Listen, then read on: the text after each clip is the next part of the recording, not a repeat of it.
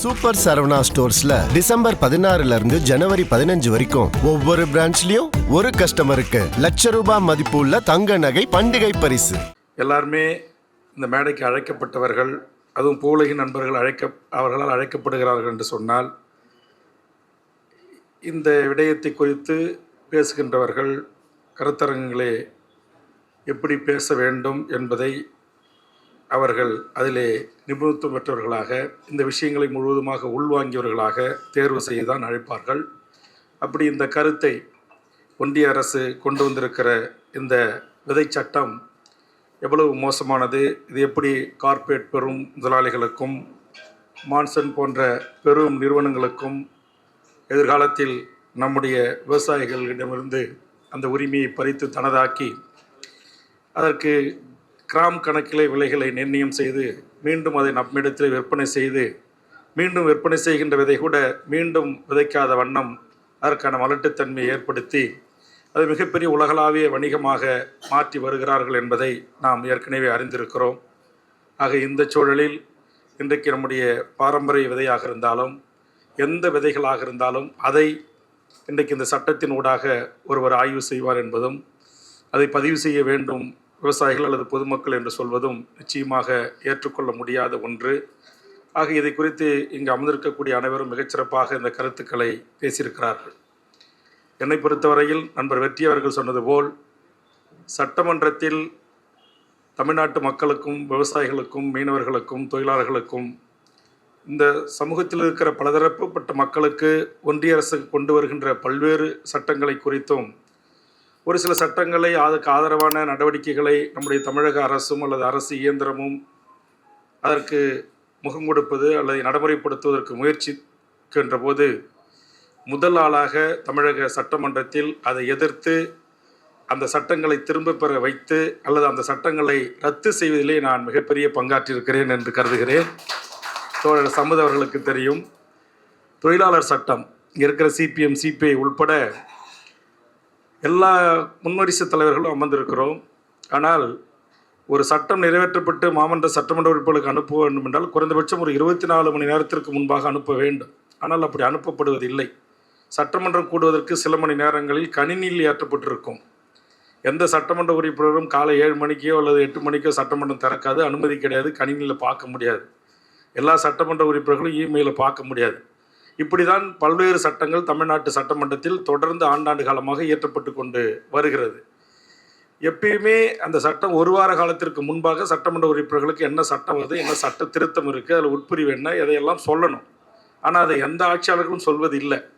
அப்படி ஒரு சட்டம்தான் தொழிலாளர்களுடைய இந்த 8 மணி நேர வேலைவாய்ப்பு என்கிற உரிமை 18 மணி நேரமா 12 மணி நேரமா அல்லது கார்ப்பரேட் பெரு நிறுவனங்கள் நினைத்தால் எப்போது வேண்டுமானாலும் அதை நிறைவேற்றிக் கொள்ளலாம் அப்படின்ற போல் வந்த அந்த சட்டத்தை முதல் ஆளாக எதிர்த்து என் இருக்கையிலிருந்து எகிரி குதித்து ஓடி முதலமைச்சரிடம் சொல்லி சண்டையிட்டு அதற்கு பிறகு அதற்குள் ஏற்போர் இல்லை எங்க ஆதரிப்போர் அதிகம் என்கிறேன், சட்டம் நிறைவேறியது என்று எங்கள் பேரவைத் தலைவர், எனக்கு ரொம்ப பாசமாக பேரவையில் என்னை கவனித்துக் கொள்கின்ற அப்பாவை நிறைவேற்றிவிட்டார்.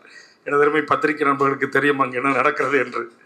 அதற்கு பிறகு இங்கே இருக்கிற அனைத்து கட்சி தலைவர்களும், கூட்டணி கட்சி தலைவர்கள் அத்தனை பேரும் ஒன்று சேர்ந்து மறுநாளே முதலமைச்சர் அவர்களை சென்று சந்தித்து இப்படி ஒரு சட்டம் இயற்றப்பட்டிருக்கிறது, இது எவ்வளவு பெரிய மிக கொடுமையான ஒரு சட்டம், தொழிலாளர்கள் உரிமைகளுக்காக மறைந்த தமிழ்நாட்டின் முதலமைச்சர் கலைஞர் அவர்கள் எப்படியெல்லாம் பேசியிருக்கிறார்கள் என்றெல்லாம் சொல்லி முதலமைச்சருக்கு எடுத்து சொல்லி அதற்கு பிறகு அன்றைக்கே அந்த சட்டத்தை முதலமைச்சர் அவர்கள் ரத்து செய்தார்கள். அதுபோன்று இப்போது ஒரு சட்டம் உயர்கல்வித்துறையில் 100 ஏக்கர் 50 ஏக்கர் 25 ஏக்கர் இது எல்லா எம்எல்ஏ 234 எம்எல்ஏல 233 எம்எல்ஏ அக்செப்ட் பண்ணிட்டு பாராட்டி வரவேற்று உட்காந்துட்டாங்க.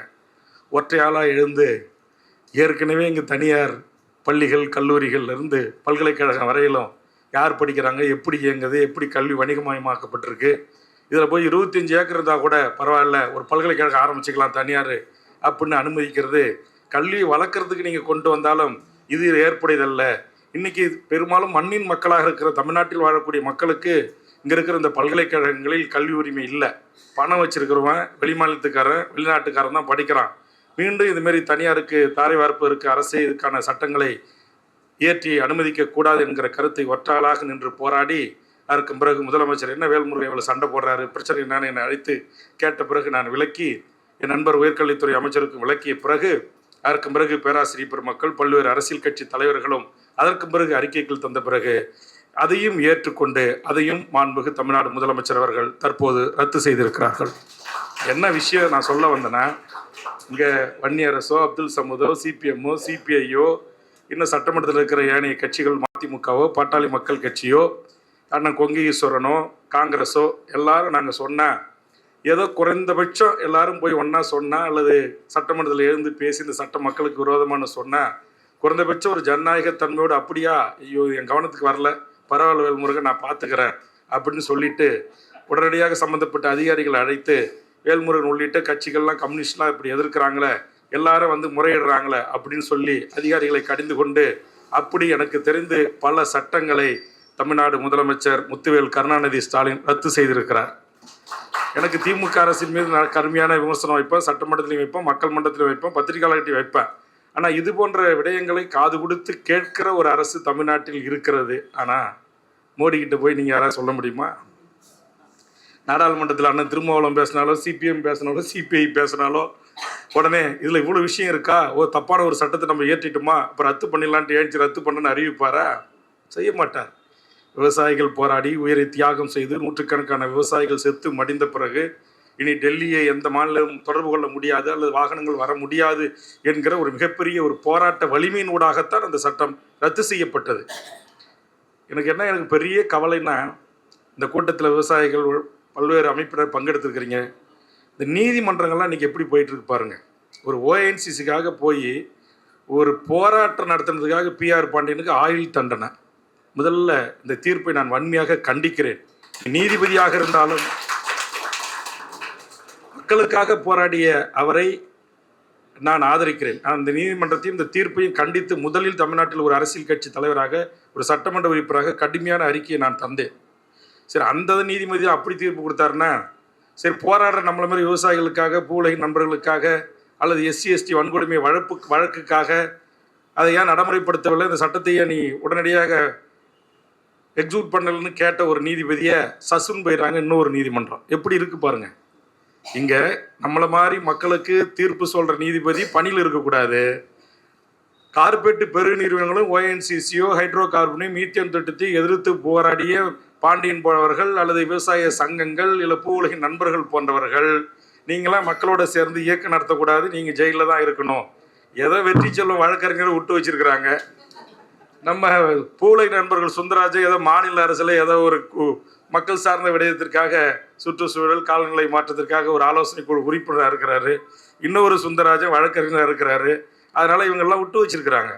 ஆனால் இவங்க என்னதான், நான் கூட சுந்தராஜனை கூட்டு கடந்த வாரம், சுந்தராஜன் எனக்கு ஒரு உதவி செய்யுங்கண்ணா. எதுக்காக அவர்கிட்ட உதவி கேட்போம்? நாங்கள் எங்கள் என்எல்சியில் 500 மடங்கு பாதரசத்தின் அளவு, ஒவ்வொரு கிராமத்துலேயும் 100லேருந்து 200 பேர் புற்றுநோயால் பாதிக்கப்பட்டு டயாலிசிஸ் போயிட்டுருக்கான். கேட்க நாதி இல்லை. ஒத்தாலாக போராடின தேச விரோத வழக்கு 40 வழக்கு. ஷிப்காட்டு தெற்கு ஆசியாவிலேயே மனித இனம் வாழ்வதற்கு லாய்க்கற்ற ஒரு இடம், ஃபுல்லாக கெமிக்கல் இண்டஸ்ட்ரீஸ். அதுலேயும் கடந்த காலத்தில் போராடி பணக்கார முதலாளிகளோடு கூட்டு சேர்ந்து மத்திய மாநில அரசுகள் துணையோடு ஒரு நிறுவனம் வந்துச்சு, கெம்ப்ளாஸ் சன்மார்க் குரூப். இந்தியாவில் பல மாநிலங்களில் விரட்டி அடிக்கப்பட்ட டைஆக்சன், எச்சிக்கழிவு வெளியேறுகின்ற பிவிசி தயாரிக்கிற நிறுவனம். ஒரு நாளைக்கு 2 கோடி லிட்டர் தண்ணீரை கடல்லேருந்து எடுத்து பயன்படுத்துகிறான். திருப்பி ரீசைக்கிள் பண்ணி கடலில் அனுப்பும்போது கோடிக்கணக்கான மீன்கள், கடல்வாழ் உயிரினங்கள் செத்து மிதக்குது. எங்கள் கடலூர் தேவனாம்பட்டினம் கடற்கரையோர மீனவர்கள் போய் அந்த ஆற்றுல குளித்து வெளியேறினாங்களா, முதுகு தோல் பூரா அப்படியே உரியுது. கேட்க நாதி இல்லை. எங்கள் மாவட்டத்தை சேர்ந்த மக்களுக்கு ஆண்மை குளறுபடி, பெண்களுக்கு கருவுற்றதில் பிரச்சனை, நாடே நாசமாக போயிட்டுருக்கு. இப்படிப்பட்ட ஒரு சூழலை தொடர்ந்து சட்டமன்றத்தில் போராடுறேன். இந்த மாசு கட்டுப்பாட்டு வாரிய அதிகாரிகளுடைய நடவடிக்கைகளை எக்ஸ்போஸ் பண்ணுறேன். ஒரு வெறும் சாதாரண ஒரு அவங்க வீட்டில் எத்தனை கோடி எடுத்தாங்கன்னு உங்களுக்கு தெரியும். கடந்த சில ஆண்டுகளுக்கு முன்பு 150 கோடி அட் அ டைமில் எடுக்கிறாங்க தமிழ்நாடு விஜிலன்ஸ். அப்போ இந்த நாட்டில் இருக்கிற கெமிக்கல் இண்டஸ்ட்ரி பண முதலாளி கார்பரேட் நிறுவனங்கிட்ட கோடிக்கணக்கான ரூபாய் லஞ்சமாக பெற்றுக்கொண்டு அதிகாரிகள் அடிக்கிற கொட்டை இருக்குது பாருங்கள், அளவுக்கு மீறியது. சட்டமன்றத்தில் ஒரு கூட்டணி கட்சி தலைவராக கடலூர் மாவட்டத்தில் மக்கள் வாழ்வதற்கு லாய்க்கற்ற பகுதி செத்து டெய்லி ஷிப்காட்டில் ஒரு விபத்து ஏற்படுது. 2 பேர் சாவறாங்க. மாதத்துக்கு 3 மாதத்துக்கு ஒரு முறை பெண்கள் பாதிக்கப்படுறாங்க, கண் எரிச்சல் வருது, மயக்கம் போட்டு விழுந்துடுறாங்க, தொழிலாளர்களுக்கு பிரச்சனை வருது. தொடர்ந்து சட்டமன்றத்தில் குரல் கொடுக்குறேன். அமைச்சர் பெருமக்கள் பரிசீலிக்கப்படும், நடவடிக்கை எடுக்கப்படுன்றாங்க. ஆனால் அந்த அதிகார வர்க்கம் இருக்காம பாருங்க, சுத்தமாக அவனுக்கு மனச்சாட்சியே இல்லை.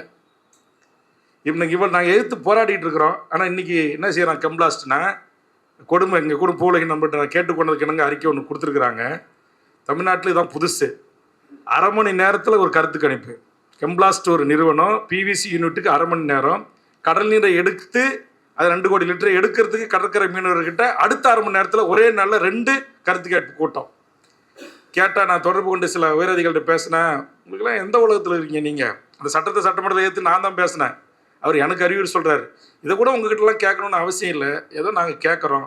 இப்போ டெல்லியில் மோடி ஒரு சட்டம் கொண்டு வந்துட்டார், கருத்து கேட்பு கூட்டங்கள் நடத்தாமலேயே இன்ட்ரெஸ்ட் கொடுக்கலாம். அதை கூட நாங்கள் பயன்படுத்திக்கலாம். இல்லை ஏதோ போனால் போதுன்னு பாவம் நீங்களாம் கேள்வி கேட்பீங்க தான் நாங்கள் அரை மணி நேரம் கேப் வச்சாச்சு உங்ககிட்ட 2 இண்டஸ்ட்ரீஸ் வரதுக்கு கருத்து கேட்குறோமே எங்கள் பெருந்தன்மைன்றாங்க. நான் இப்போ தான் அந்த அறிக்கையை தயார் பண்ணி அவசரமாக கூட்டி என் உதவியாளரை போடுங்கன்னு சொல்லிட்டு முதலமைச்சருடைய பர்சனல் செல்லு கூட இப்போ வாட்ஸ்அப்பில் அனுப்பி வச்சேன். கொஞ்சம் கொஞ்சமாக நாங்கள் அங்கே செத்துக்கிட்டு இருக்கிறோம். மாட்டினுடைய பாலையும் தாய்ப்பாலையும் எடுத்து நீங்கள் சோதனையிட்டு பார்த்தீங்க அப்படின்னா 2லையும் டைஆக்சின் இருக்குது. எவ்வளோ பெரிய நச்சு மோசமானது.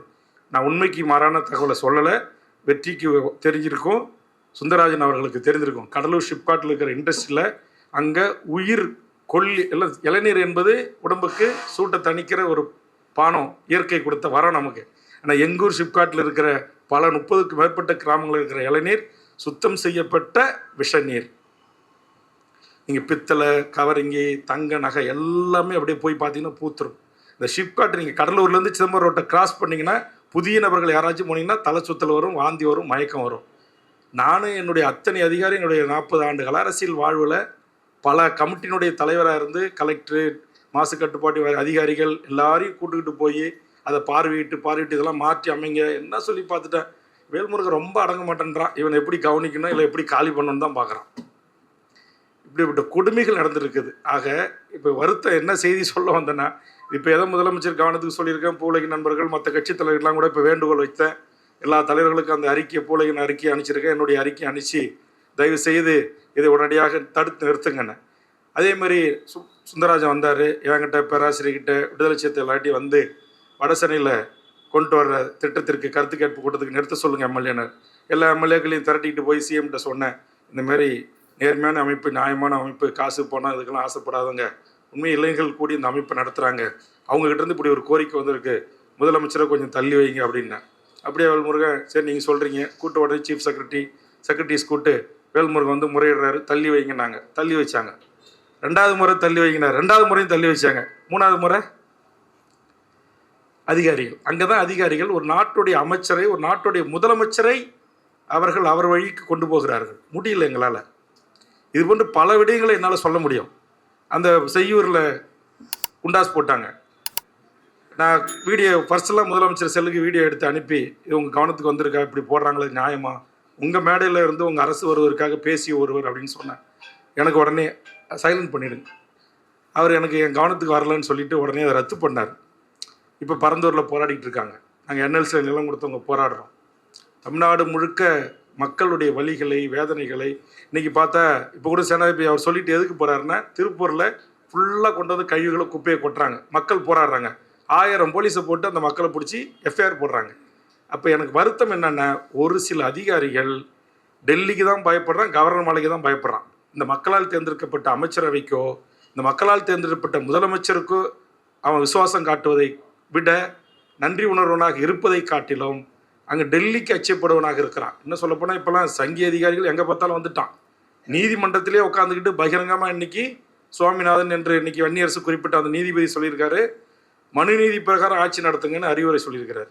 நான் கூட இப்போ கடுமையான கண்டன அறிக்கையை பதிவு செய்திருக்கிறேன். இப்போ இங்கே என்ன நடக்குது இந்த நாட்டில், திருப்பரங்குன்ற விஷயத்திலிருந்து சுற்றுச்சூழல் பிரச்சனைகளிலிருந்து இங்கே மக்களின் உணர்வுகளையோ, இங்கே மக்களுடைய பாதிப்புகளையோ, வலிகளையோ, விவசாயிகளுடைய பிரச்சனைகளையோ, தொழிலாளருடைய பிரச்சனைகளையோ, மாணவர்களுடைய பிரச்சனைகளையோ, மீனவர்களுடைய பிரச்சனைகளையோ, இது மக்களுக்கு பாதிப்பு ஏற்படுத்தி கொடுக்கின்ற இது போன்ற நகழ்வுகள் இங்கே நடக்கிறதே, இதையெல்லாம் இது போன்ற சின்ன சின்ன அமைப்புகள், இயக்கங்கள் சுட்டி காட்டுகிறார்களே, இதற்குரிய முக்கியத்துவம் கொடுத்து இதை பரிசீலிப்போம், இதை ஆய்வுக்கு எடுத்துக்கொள்வோம், இதில் பாதகங்கள் இருப்பினும் அதை நிறுத்தி வைப்போம் என்ற அந்த மனநிலைக்கு அதிகாரிகள் தள்ளப்படலை.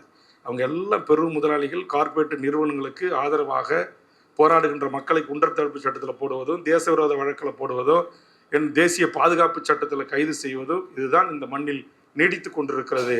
இதற்கு முடிவு கட்டுகின்ற வகையில் இங்கே சொன்னாங்க பாருங்க, இந்த சீக்கியன் அந்த அந்த பஞ்சாப் சிங்கங்களுக்குத்தான் நாம் நன்றி கடன் பட்டிருக்கிறோம். ஆனால் இன்னைக்கு தமிழ் சமீபத்தில் ஜல்லிக்கட்டுன்னு நம்முடைய அவர் வந்து பேசிட்டு போனாங்கல்ல சேனாதிபதி, அதுக்கு ஒரு தமிழர்கள் சாதி மதம் கட்சி கொடியெல்லாம் தூக்கி போட்டு வந்து நின்னான். ஆனால் இன்றைக்கு நம்முடைய அடுத்தடுத்த தலைமுறை மனித இனம்லேருந்து காக்கா, குருவி, சிட்டுக்குருவி, கால்நடைகள் எல்லாம் வாழ்வதற்கு அடிப்படையாக இருப்பது எது? விதை தான். ஆனால் அதை விட என்ன கேட்டால், ஜல்லிக்கட்டை விட எதற்கு இங்கே பெரிய எழுச்சி வந்திருக்கணும்? விதைக்கு வந்திருக்கணும். இதை குறித்து இங்கே பாருங்கள், நம்ம இக்ஸாவில் ரொம்ப கம்மியான வாடகையில் ஏசி கீசிலாம் இல்லாமல் ஒரு 50 சேர் போகிற ஒரு இடத்துல ஒரு 50 பேர் வந்து உட்காந்து நடத்துகிற அளவில் தான் இதற்கான இந்த மாட்டின் மக்களிடத்தில் விழிப்புணர்வு இருக்குது. ஆனால் இதுவே ஒரு டிக்டாக் நடிகர், இல்லை ஒரு பிக் பாஸ் நடிகை, இல்லை இப்போ யாரோ சொல்கிறாங்களே கட்சி ஆரம்பித்து மறுத்து ஆட்சிக்கு வந்துடும், அவங்கக்கிட்ட இருக்கிற ஒரு சாதாரண ஒரு நடிகர் இங்கே வந்து ஒரு நிகழ்ச்சி பண்ணுறாருன்னா இன்றைக்கி 1000 போலீஸ். தமிழ்நாட்டில் நாங்களும் கம்யூனிஸ்ட்லாம் மாநாடு நடத்துகிறோம், கூட்டம் நடத்துகிறோம். எங்களுடைய மீட்டிங்லாம் பாதுகாப்பு இருக்கா, நல்லா இருக்கான்னு எந்த எஸ்பி எங்கள் மேடைக்கு வந்து பார்த்ததில்லை, எந்த மெட்டல் டிடெக்டர் செக் பண்ணுறதில்ல, எந்த கமிஷனர் ஐஜியும் வந்து பார்க்குறதில்ல. ஆனால் இப்போ சினிமா கட்சி தலைவர்களுக்கு மாநாடு கூட்டம் அப்படின்னாக்கா பூரா அதிகாரி அங்கே தான் இருக்கிறான். நாடு எப்படி போயிட்டுருக்கு பாருங்கள், அதுக்கு சொல்ல வரேன். ஆகை மக்கள் எப்படி இருக்கிறான் அதையும் நம்ம சிந்திக்கணும். இங்கே வெற்றி இத்தனை தலைவர்களை இத்தனை அமைப்புகளை கூப்பிட்டு நாங்கள் கூப்பிடும் போதெல்லாம் எங்கள் கூட்டி எம்எல்ஏக்கெல்லாம் வர்றதுக்கெல்லாம் தயாராக இருக்கிறோம். எந்த எதிர்பார்ப்பு இல்லாமல் நீங்கள் உழைக்கிறீங்க, கஷ்டப்படுறீங்க, துண்டறிக்க போடுறீங்க, புத்தகம் போடுறீங்க, ஸ்டால் போட்டு உட்காடுறீங்க, புத்தக காட்சியில் உணவு திருவிழா நடத்துகிறீங்க, இயற்கை உணவை போற்றி பாதுகாக்கிறீங்க. இதையெல்லாம் புரிந்து கொள்ளுகின்ற சமூகம் எவ்வளோ பேர்? இது குறித்து எந்த புரிதலும் இல்லாமல் ரொம்ப வலி வேதனையாக இருக்குது. நல்லா அரசியல்வாதியை ஏன்டா வந்தேன்னு இப்போ நினைக்கிறேன். ரொம்ப நினைவு தெரிந்த காலத்துலேருந்து அரசியல் இருக்கிறேன். 6 முறை தேர்தலை சந்தித்து 3 முறை வெற்றி பெற்று ஒரு 40-45 ஆண்டு காலம் அரசியல் வாழ்க்கையில் இருக்கிறேன். ஆனால் இப்போ நான் சந்திக்கிற இந்த அரசியல் மாரி ஒரு கேவலமான, கீழ்த்தரமான, அநாகரிகமான, பண்பாடற்ற ஒரு அரசியல் நான் என் வாழ்நாளில் சந்தித்ததே இல்லை. ஒரு அம்மா போன வாரம் தந்தி தொலைக்காட்சியில் பேட்டி கொடுத்துருக்காங்க. மகாலிபுரத்தில் நின்று ரொம்ப தவம் இருந்து ஒரு பெண் பிள்ளை பார்த்தாங்களாம். அதுக்கு ரொம்ப உடம்பு சரியில்லையாம், சீரியஸாக இருக்கான் ஐசியூவில். எங்கே? பழனிக்கு அருகாமையில் திண்டுக்கல் மாவட்டத்தில். வெளியில் உட்காந்துருக்கும் போது ஃப்ளாஷ் நியூஸ் போச்சான். ஒரு நடிகர் மகாபலிபுரத்துக்கு வராறான். அந்த நடிகரை பார்த்துன்னு சொல்லிட்டு ஐசியூவில் இருக்கிற பொண்ணை 10 மாதம் சுமந்து பெற்ற பொண்ணு செத்தாலும் பரவாயில்லன்னு சொல்லிட்டு என் புருஷனுக்கு தெரியாமல் நான் வந்து இந்த நடிகரை நேராக பார்க்க வாய்ப்பு கிடைச்சதேன்னு வந்திருக்குன்னு பேட்டி கொடுக்குது. அதையும் எங்கள் தமிழர் தந்தை பத்திரிகை தந்தி தலைப்புச் செய்தியாக வெளியிடுது. அதுலேயும் பார்த்தா 30 லட்சம் வியூவர்ஸ் அந்த ரீல் ஷார்ட்டை 3 மில்லியன் பார்த்துருக்காங்க. அப்போ நாங்கள் எங்கே வாழ்கிறோம்? ஒரு தாய் சொல்லுது, எனக்கு 2 பெண் பிள்ளை செத்து விட்டாங்க, பரவாயில்ல, அந்த நடிகர் என்கிட்ட வீடியோ காலில் பேசிட்டாரு, எனக்கு அதுவே போதும், நான் இன்னொரு பிள்ளைய கூட சாவ கொடுப்பேன் அவருக்காக. அப்போ கம்யூனிஸ்ட் தோழர்களே, ஒடுக்கப்பட்ட மக்களுக்காக ஓயாத உழைக்கிற எங்கள் வன்னி அரசு பண்ணவர்களே, நம்மலாம் 40 ஆண்டு 30 ஆண்டு 50 ஆண்டு பொது வாழ்க்கைக்கு சொந்தக்காரர்களாக இருக்கிறோம் என்று சொல்வதில் நாம் அவமானமாக கருதுகிறேன் நான், என்னை பொறுத்த வரையில். காரணம், எந்த புரிதலும் இல்லாமல், எந்த தெளிவும் இல்லாமல், எந்த விழிப்புணர்வும் இல்லாமல் ஒரு சமூகம் இங்கு உருவாகி நின்று கொண்டிருக்கிறது. நான் பிக் பாஸை எதிர்த்து இந்த ஆபாசம், அருவருக்க காட்சி இதெல்லாம் கொஞ்சம் மாற்றி அமைங்கன்னு சொல்லி போராடினேன். அதுக்கு ஒரு போராட்டம் பண்ண அதில் ஒரு 1000கணக்கான கமெண்ட்ஸு. அதை எடுத்து சரி என்னதான் இருக்குது சமூகத்தில், என்னதான் நிலைமை அப்படின்னு பார்த்தா, ஏடா நாங்களாம் சந்தோஷமாக இருக்குது, உனக்கு பிடிக்கலடா வேல்முருகான்றான். நான் கூட இப்போ ஒரு வித்தியாசப்பட ஒரு போராட்டத்தை அறிவிக்கலான்னு இருக்கிறேன். அங்கே ரொம்ப ஆடைக்கு பஞ்சமாக இருக்குது. அதனால் நல்லா நம்ம ஊர் கைத்தறி ஆடைகள்லாம் வாங்கி எடுத்து போய் மதுரையிலேருந்து ஒரு பெண் அதுக்கு இருக்காங்க, பூங்கொத்தை கொடுத்து இந்தாம்மா இந்த உடையெல்லாம் நாங்கள் தரோம், கொஞ்சம் போட்டுக்கு. அப்புறம் இன்னொரு தம்பி இருக்கிறான். அந்த தம்பி அவன் என்ன பேசுகிறான், என்ன பண்ணுறான், கைவரையை கூட விட மாட்டேன்ட்டானுங்க. இதுக்கு இன்றைக்கி கோடிக்கணக்கான மில்லியன்ஸு பார்வையாளர்கள், விளம்பரங்கள், கொட்டி கொடுக்குற கார்பரேட் பெருநிறுவனங்கள் ஆக இந்த சமூகத்தில் இருக்கிற இந்த அவலங்களை, இத்தனை உழவர் பேர் இயக்கத்துடைய பிறந்தைகள் வந்து உட்காந்துருக்காங்க. பூவுலகி நண்பர்கள் நம்ம விதைச்சிக்கிட்டே இருப்போம், ஒரு நாளைக்கு மக்கள்கிட்ட கண்டிப்பாக போய் சேருன்ற நம்பிக்கையில் இது போன்ற பணியை செய்யக்கூடிய இந்த மேடையில் வந்து அமர்ந்திருக்கிற, இந்த அரங்கத்தில் அமர்ந்திருக்கிற உங்கள் அனைவரையும் நான் உண்மையிலேயே மகிழ்கிறேன். அதுலேயும் குறிப்பாக பூவுலகி நண்பர்கள், இளைய தலைமுறையினர் கொஞ்சம் பேர் ஆணும் பெண்ணுமாக நின்று இந்த பணிகளை நீங்கள் செய்கிறீங்க. உங்களுக்கு வந்து நான் வாழ்த்து தான் சொல்லணும். ஏன்னா இளைய தலைமுறை எப்படி இருக்குன்னா, ஒரு 3 வயது குழந்தை கூட்ட நெரிசலில் கீழே வந்து கிடக்குது. அந்த குழந்தை மேலே தாள் மேலே ஏறி நின்று தன் நடிகனை செல்ஃபி எடுக்கிறான். வெளா எலும்பில் ஏறி நிற்கிறான். அது வயிறு பிதுங்கி அந்த குடல் வெளியே வந்திருக்கு. 41 பேருடைய போஸ்ட்மார்ட்டம் ரிப்போர்ட் சொல்லுது, தாள் எலும்புகளும் தலா எலும்புகளும் விலா எலும்புகளும் நொறுங்கி அவர்கள் உயிரிழந்திருக்கிறார்கள் என்று. நொறுக்கியவர்கள் யார் என்று சொன்னால் என்னுடைய கல் தோன்றா முன் தோன்றா மூத்த தமிழ்குடிகள் தான். அதிலும் 41 பேரில் கிட்டத்தட்ட ஒரு 30 பேர் என் ஒடுக்கப்பட்ட அன்றாடம் காட்சிகளாக கூலிகளாக இருக்கிற ஏழை வர்க்கத்தின் தாய்மார்களும் உறவுகளும் தான் செத்து மடிந்திருக்கிறார்கள். எங்கேயும் ஒரு கிராஸ் பண்ணிட்டு அந்த 31 பேரில் செத்ததாக நான் பார்க்கல. ஆக நாம் எங்கே இருக்கிறோம்? நம்முடைய உறவுகள் எங்கே இருக்கிறது? நம்முடைய இளைய தலைமுறை எங்கே இருக்கிறது? நம்முடைய அப்பா அம்மா தாத்தா பாட்டி காலத்தில் இப்படிலாம் இல்லை. ஏன் நம்ம காலத்திலேயே சிவாஜி கணேசனோட மிகப்பெரிய நடிகன் தமிழ்நாட்டில் யார்? கமலை கூட சொல்லலாம், ஒரு மிகப்பெரிய கலைஞன். ஆனால் இன்னைக்கு என்ன சொல்லவே முடியல, விவாதிக்கவே முடியல. தொலைக்காட்சி விவாதங்களை வன்னி அரசு சம்மதம்லாம் விவாதிக்கும் போது நான் பார்க்குறேன், ஷானாவாஸ்லாம் விவாதிக்கும் போது ஒன்றுமே புரியல. இப்போ போய் அந்த தலைவரே பேசினார்ல பாண்டிச்சேரியில், ஒரு ரேஷன் கடை கூட உள்ள பாண்டிச்சேரியில் அப்படின்னு. இப்படிப்பட்ட மக்களை கொண்டா இதை விட நான் சட்டமன்றத்திலே ஊடகத்தை கோச்சிக்கிட்டேன். இங்கே வந்திருக்கவங்களாம் ஊடகத்தில் பணி செய்கிற ஊழியர்கள், இவர்களை கோச்சிக்கல, இந்த ஊடக முதலாளிகளை கோச்சிக்கிட்டேன். வருகின்ற கூட்டத்தொடர் ஜனவரி மாதம் நடக்க இருக்கிறது.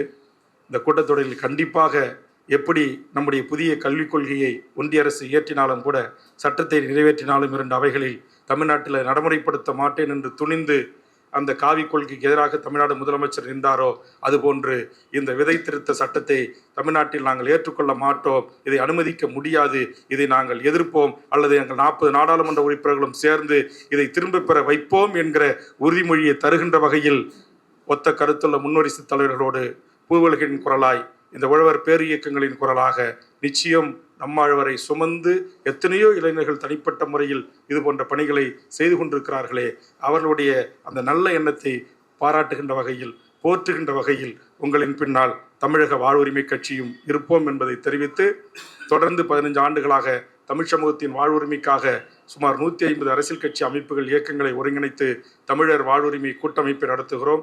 சுற்றுச்சூழல் அமைப்பு என்கிற முறையில் பூவிலகம் நண்பர்களும் அதில் ஒரு அங்கத்தினராக இருக்கிறார்கள்.